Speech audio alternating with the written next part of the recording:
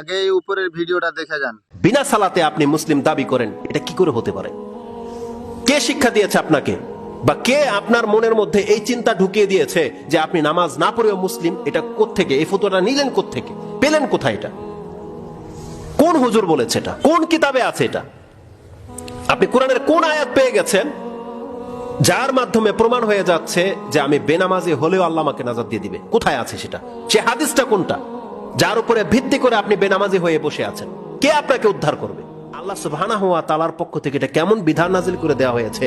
আপনি সবথেকে শ্রেষ্ঠ ইবাদত কায়েম করতেছেন জিহাদ, আপনি অস্ত্র চলতেছে, সামনে শত্রু কাফেরকে হত্যা করছেন, আর রাসূল বলতেছে যে ওই অবস্থায় নামাজ সময় হয়ে গেলে তোমার নামাজ মাফ নাই।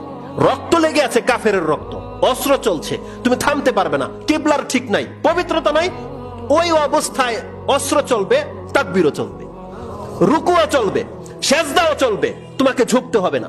রিজালান, হাঁটো আর সালাত পড়ো, রুকবানান, ঘোড়ার উপরে সালাত পড়ো। সুবহানাল্লাহ, আপনি ট্যাঙ্কের ভিতরে আছেন, সালাত চলবে, গুলি চলবে, সালাত চলবে। যদি এই অবস্থাগুলোতে সালাত মাফ না হয়ে গিয়ে থাকে, আপনি সুস্থ আছেন, বিনা সালাতে আপনি মুসলিম দাবি করেন, এটা কি করে হতে পারে? আল্লাহ আমাদেরকে নামাজি করো, আমাদের পরিবার নামাজি পরিবারের সাথে আমাদের সম্পর্ক জুড়ে দাও, এবং আমাদের পরিবারে যারা আছে আল্লাহ প্রত্যেককে তুমি নামাজি করে দাও, তারা কেউ যেন বেনামাজ অবস্থায় তোমার সাথে সাক্ষাৎ না করে।